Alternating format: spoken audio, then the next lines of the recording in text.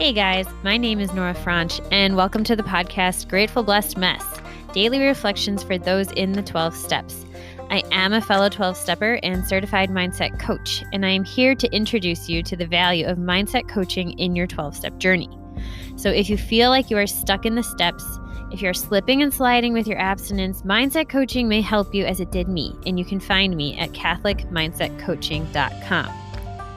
These episodes are meant to invite you in to consider the truths of 12-step wisdom and to join in the very real struggle of living them in action. I hope that it feels almost like a mini meeting, and I invite you to contribute your own share on the Grateful Blessedness Facebook group to keep the discussion going. My comments are based on my own experience, so feel free to take what you like and leave the rest. But my hope is to encourage you on your own daily 12-step journey. As they say, you cannot stay clean on yesterday's shower. So without further ado, let's begin.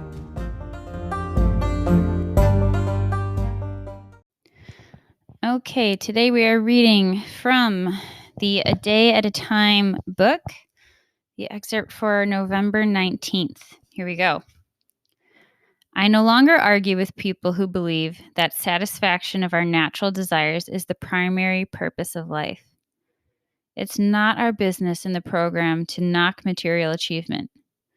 When we stop and think about it, in fact, no group of people ever made a worse mess of trying to live by that La Dolce Vita formula than we did.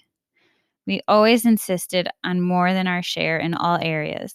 And even when we seemed to be succeeding, we fueled our addictions so that we could dream of still greater successes. Am I learning that material satisfactions are simply byproducts and not the chief aim of life? Am I gaining the perspective to see that character building and spiritual values must come first? Today I pray. May I recognize that I never did handle excesses very well, based on my past experience.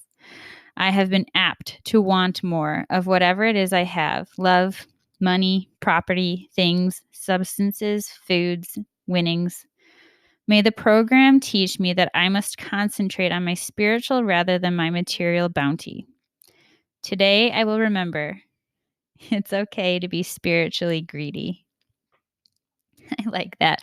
But I need to comment on that very first part, that I no longer argue with people who believe that satisfaction of our natural desires is the primary purpose of life. Because now it irks me. It irks me when people don't see it. So this is now where I'm at in my recovery journey. I am not at the end. Now that I see the value in this spiritual work, in this self-awareness piece, I get angry when people don't want to hear it or aren't interested or don't see the value or are very not self-aware and also see material gain as the primary purpose of life. And underneath that anger is sadness, because to me, I get sad because there's so much more. And it's also so elusive. Once you get those material things, then what?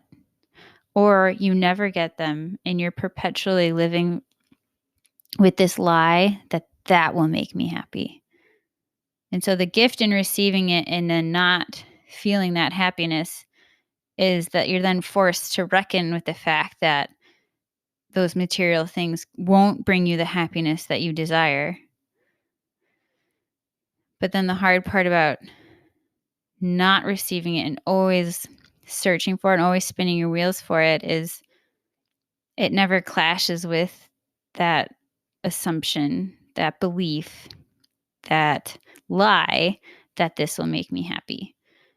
And for me, that just brings me back to one of the last binges I ever had. That was a gift from God. I remember sitting in my parents' attic.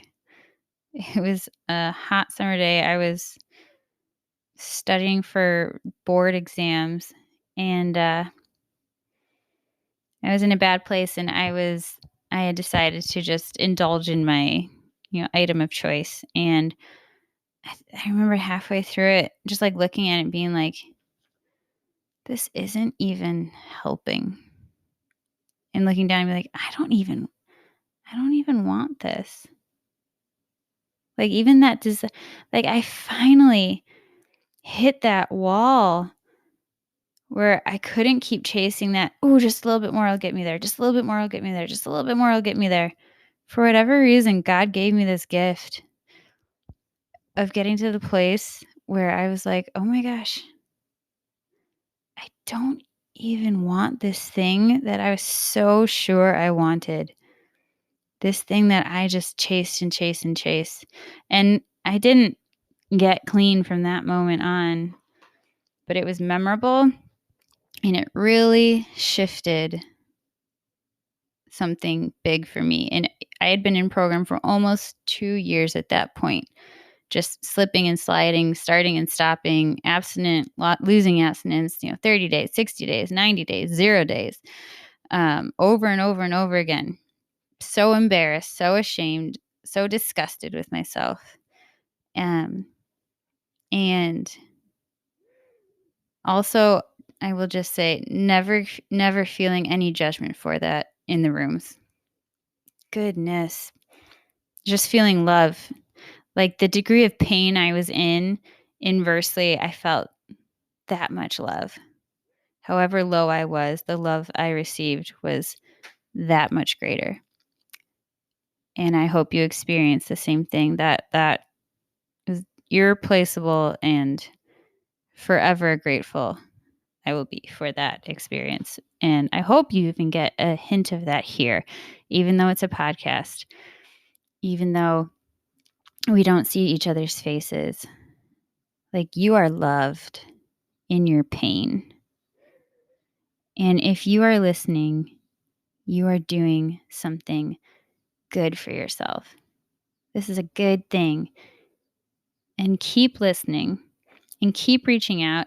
And it's possible that I may have started a Facebook group at this point for people to just come and share and talk about the daily goings on, the daily reflections, and like their own struggles and their own thoughts on what was brought up.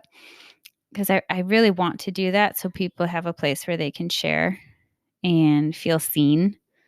And so maybe that's up and running. And if it is, go check it out. I want you to see it if that speaks to you and if that helps you to feel seen and loved.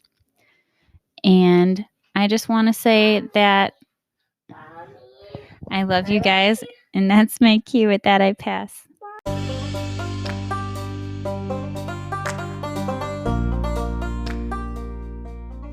Thank you so much for listening to today's episode. If you feel that mindset coaching could help you on your 12-step journey, please feel free to reach out and find me at catholicmindsetcoaching.com.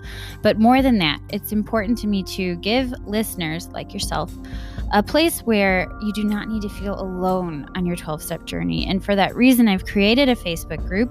It's called Grateful Blessed Mess.